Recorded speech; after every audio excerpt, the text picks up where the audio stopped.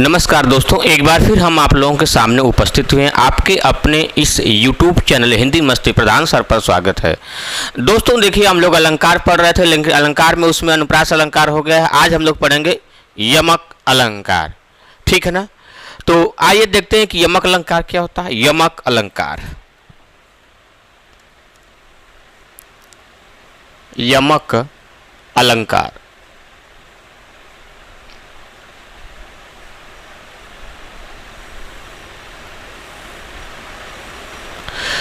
दोस्तों, जो यमक है, ये जो यमक है, इसी का तत्सम रूप होता है युग्मक। क्या होता है? युग्मक। और यमक जो है ये इसका तद्भव है। ये क्या है? तद्भव। और ये क्या है? तत्सम है। ठीक। इसमें युग्मक का अर्थ होता है, जब इसको अलग करेंगे तो युग्म प्लस क आता है। युग्म प्लस क। ठीक। युग्म का ही अर्थ होता है जोड़ा। क्या अर्थ होता है? जोड़ा।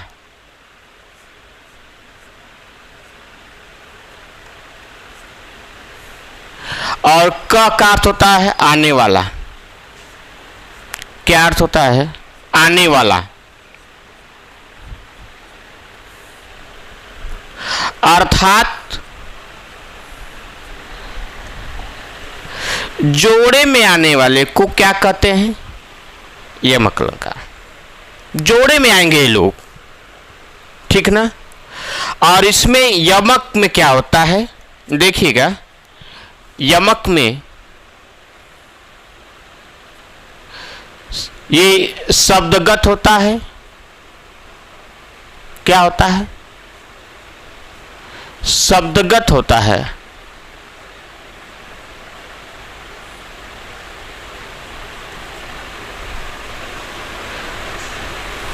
और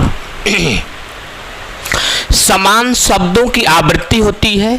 इसमें समान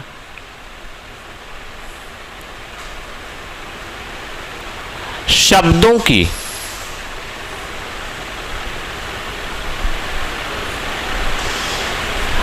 आवृत्ति होती है, ठीक है ना। इसमें समान शब्दों की आवृत्ति होती है। फिर इसके बाद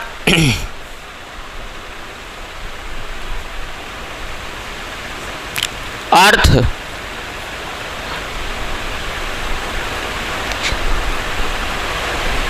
बदल जाते हैं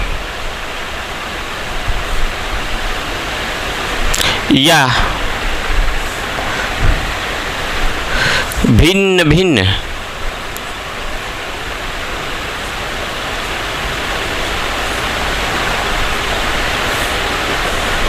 या अलग अलग होते हैं, या अलग अलग होते हैं, ठीक है ना।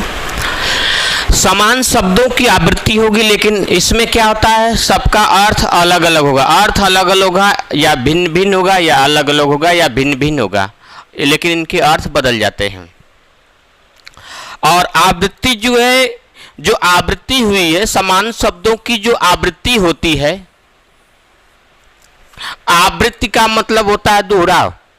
और दोहराव से आवृत्ति एक ही बार दोहरा नहीं हो सकता है। हो सकता है काव्य पंक्ति में 2 बार हो, 3 बार भी आ सकता है, 4 बार भी आ सकता है, 5 बार भी आ सकता है।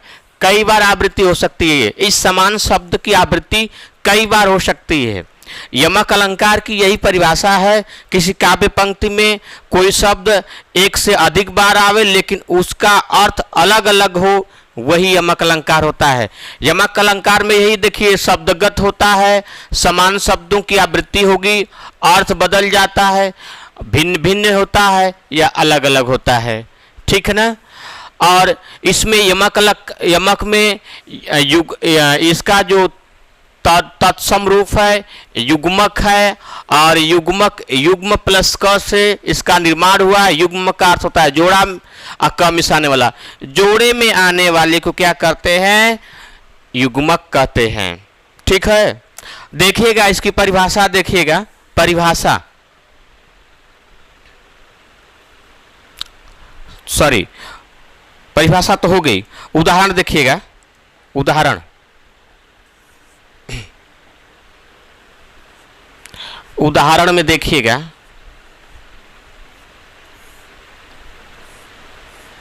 जैसे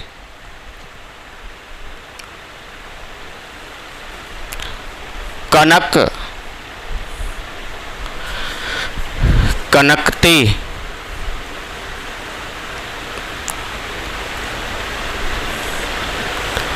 सौगुनी।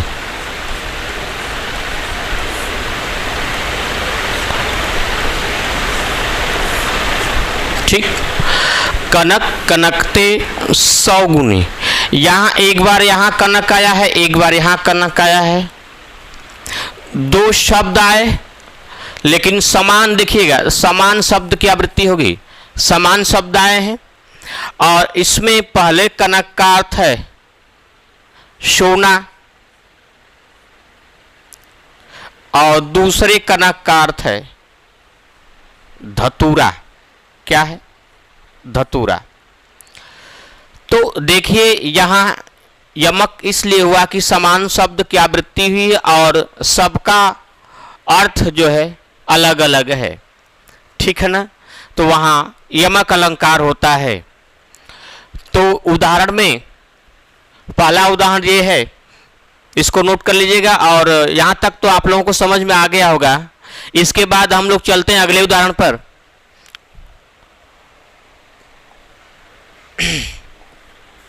जैसे दूसरा उदाहरण है, यमक का ही है,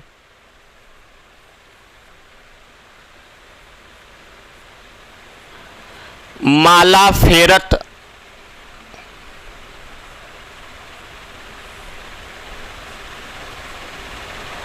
जुग गया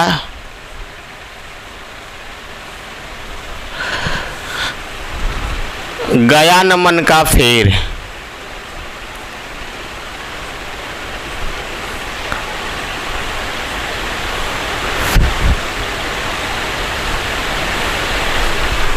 कर का मन का डार दे,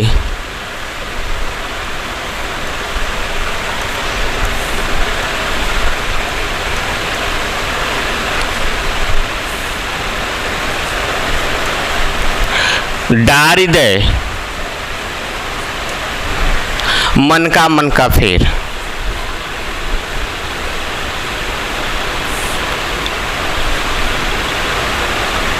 मन का फेर।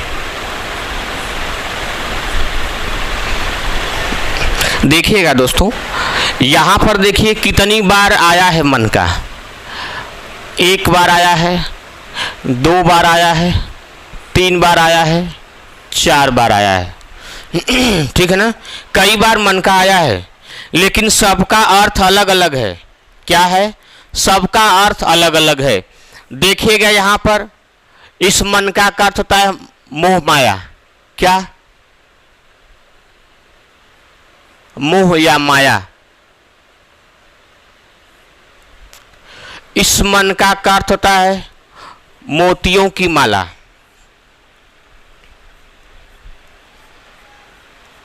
मोतियों की माला।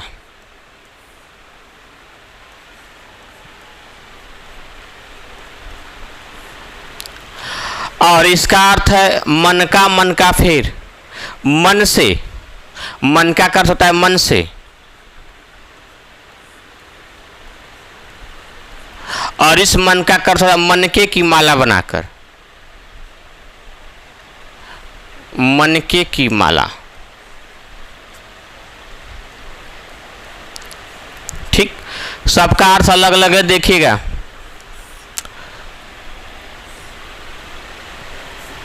यह जो काव्य पंक्ति है इसमें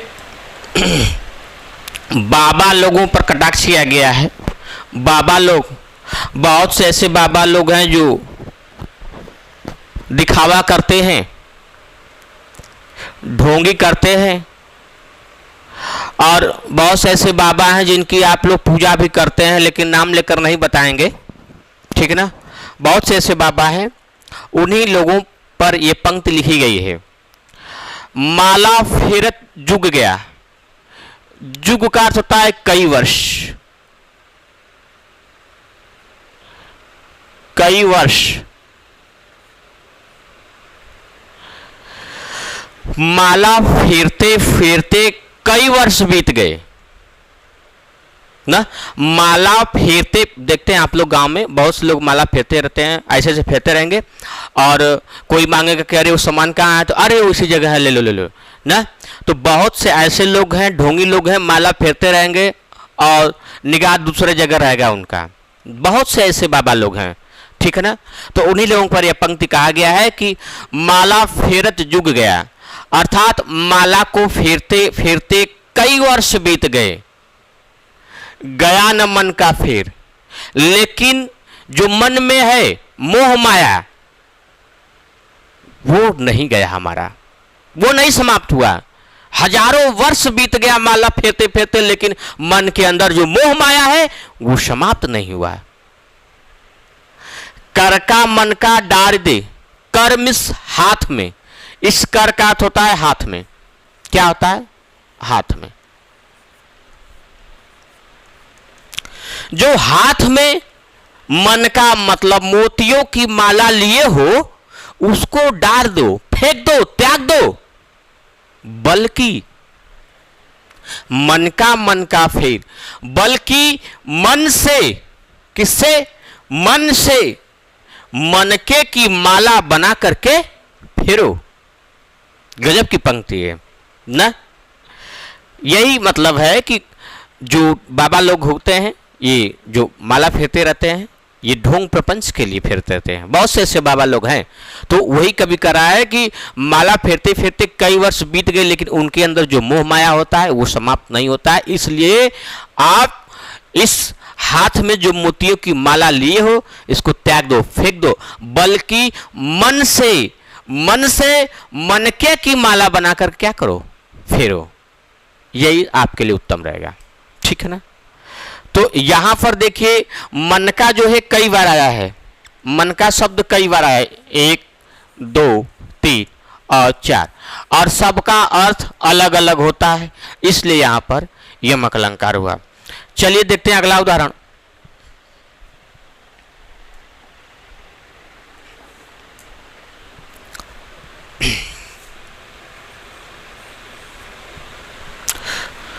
सजना है,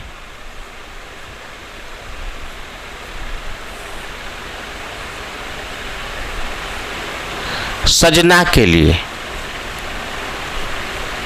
सजना है, सजना के लिए।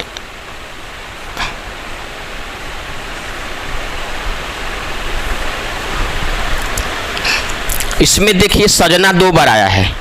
कितनी बार आया है? 2 बार आया है। सजना है, सजना के लिए। स्त्रियां देखते हैं आप लोग हैं, एकदम सजती हैं, खूब सज धज करके एकदम तैयार होती हैं। किसके लिए? साजन के लिए ना। तो सजना है अर्थात तैयार होना है। इसका अर्थ है तैयार होना है।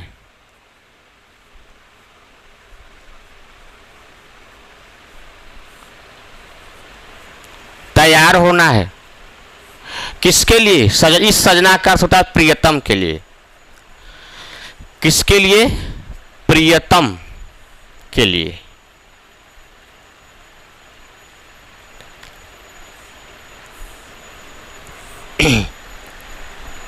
ठीक। इसका अर्थ है, ये देखिए सजना, सजना 2 बार आया हुआ है। किसी भी काव्य पंक्ति में शब्दों की आवृत्ति कई बार हो, वही शब्द लेकिन उसका अर्थ अलग अलग हो, यमक अलंकार होता है। देखिएगा, सजना है, सजना के लिए अर्थात तैयार होना है। किसके लिए तैयार होना है? किसके लिए? प्रियतम के लिए, साजन के लिए। लोग तैयार होते हैं ना, औरतें देखेंगे आप लोग तैयार होती हैं खूब एकदम सज धज करके, एकदम पाउडर साउडर पोत पात के ना। तो सजना है, सजना के लिए तैयार होना है, प्रीतम के लिए। लेकिन एक बार यही प्रश्न यूपीएसआई में प्रश्न आया था। यूपीएसआई शायद 2016 या 17 में आया था, यही प्रश्न आया था और पूछा था कि वर्णों की आवृत्ति के अनुसार, प्रश्न क्या था ये देखिएगा।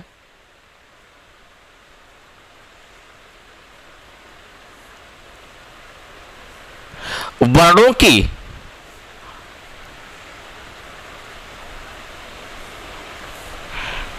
आवृत्ति के अनुसार कौन सा अलंकार है। ऑप्शन में देखिएगा, ऑप्शन ए यमक, ऑप्शन बी श्लेष,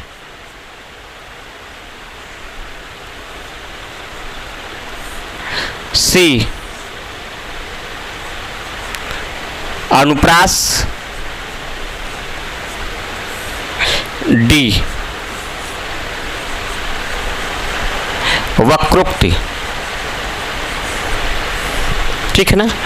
वर्णों की आवृत्ति के अनुसार कौन सा अलंकार है, इसमें यह प्रश्न दिया था। ज्यादातर से विद्यार्थी लोग केवल यही रट कर ही गए थे, सजना है, सजना के लिए तुरंत बताएंगे कि यमक अलंकार है, यही पढ़कर भी गए थे खूब। और प्रश्न को पढ़े नहीं कि प्रश्न दिया है कि वर्णों की आवृत्ति के अनुसार, ये नहीं देखे, बस सजना के लिए आ गया और तुरंत यमक अलंकार लगा कर चले आए और बाद में क्या होता है कि सवाल जो है गलत हो जाता है। ठीक है ना।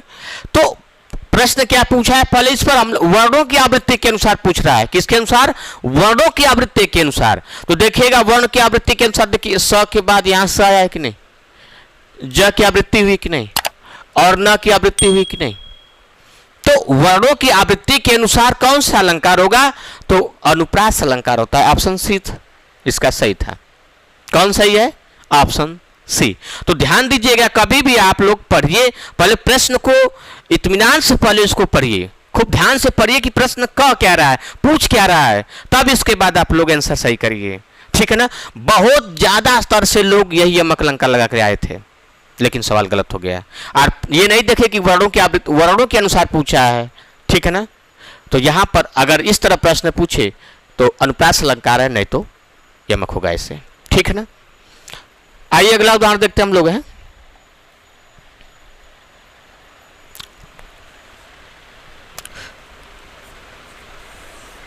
खग,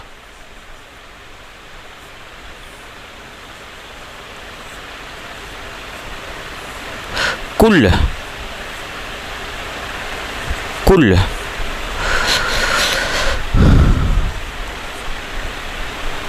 कुल, कुल सा बोल रहा है।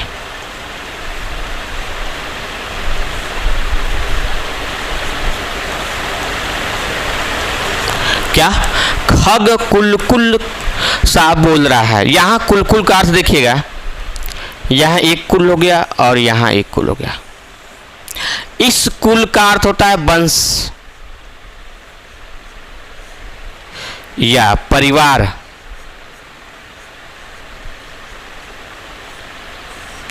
या समूह।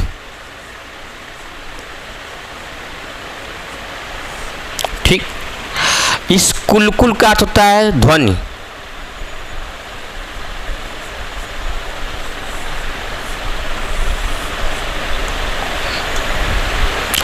नामक।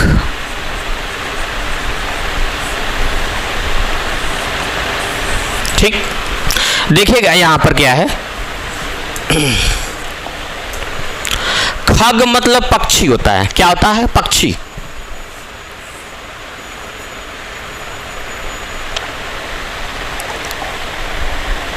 खग मिस होता है पक्षी।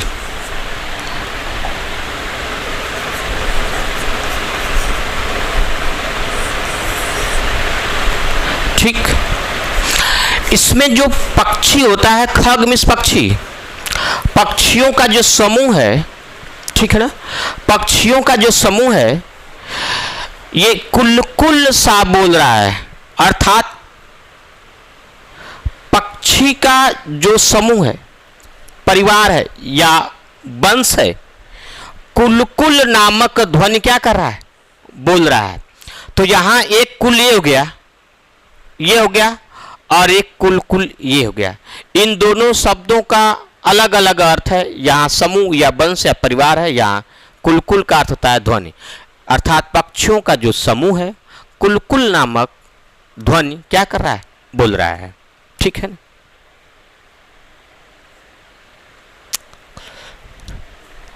अगला उदाहरण हम लोग देखते हैं।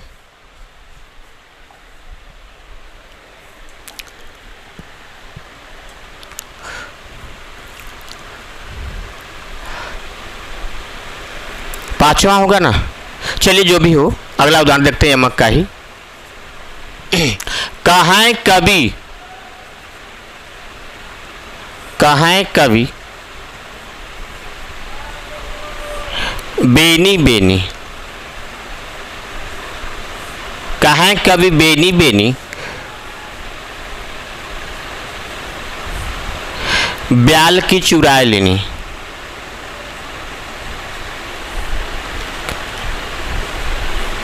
चुराई लेनी,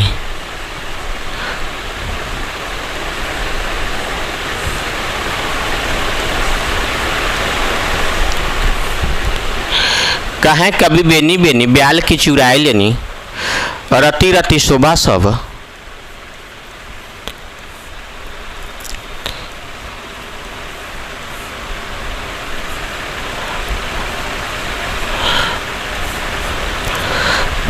सब रति के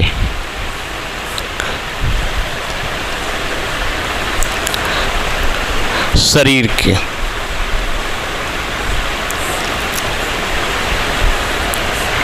रति के शरीर की। देखिएगा ये यमक का ही उदाहरण है। कहें कभी बेनी बेनी ब्याल की चुराए लेनी। यहाँ बेनी शब्द रिपीट हुआ है, यहाँ बेनी है एक और यहाँ बेनी है। इस बेनी का अर्थ होता है कवि का नाम है, कवि का नाम है, और इस बेनी का अर्थ होता है चोटी। क्या अर्थ होता है, चोटी होता है। ठीक, और इसी की वजह से यहाँ यमक अलंकार हुआ है। यहाँ रति रति देखिएगा, रति रति का अर्थ होता है थोड़ा थोड़ा। क्या होता है, थोड़ा थोड़ा।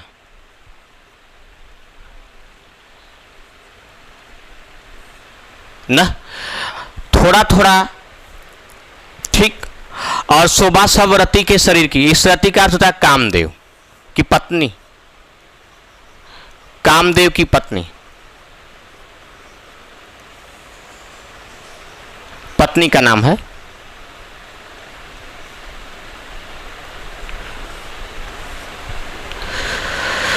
ठीक है, कामदेव के पत्नी का नाम है।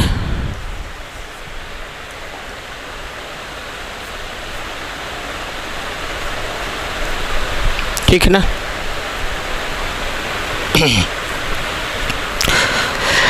देखिएगा दोस्तों, यहां कवि ये कहना चाह रहे हैं कि एक नायिका है। क्या है, नायिका। और ये जो नायिका है